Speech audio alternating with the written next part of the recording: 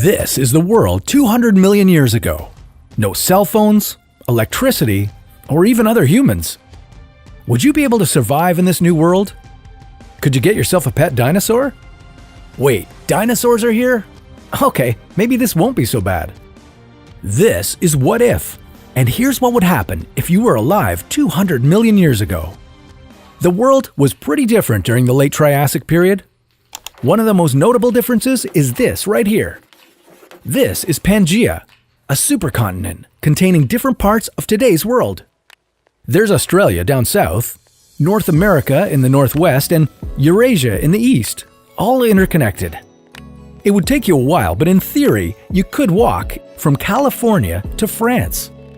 You won't see the Hollywood Walk of Fame or see the Eiffel Tower, as they don't exist yet. What would you see? The first thing you'd notice as you're traveling across Pangaea are all the dinosaurs running about. You won't have to worry about dinosaurs such as the Dulong that weigh only 11 kilograms. They won't pose much of a threat. But watch out for the Melanorosaurus, who has a height of 12 meters and would find you to be a tasty snack. Scientists say that the late Triassic period was the dawn of the first dinosaurs. Dinosaurs of all sizes would be everywhere. You'd also see some other crazy creatures you've never seen before, and some that may remind you of animals you see today. This species, known as the Drepanosaurus, with its reptile-like skin and arched back, might be one of the first versions of birds to ever exist. The Triassic period was an incredibly important 50 million years of evolution. A time with not a lot of competition between species, since just prior to this period, 70% of Earth's creatures were wiped out in a mass extinction event. Many of the animals at the time were able to thrive and grow without having to be constantly wary of other predators. The further you travel inland into Pangaea, you'll notice the massive weather changes.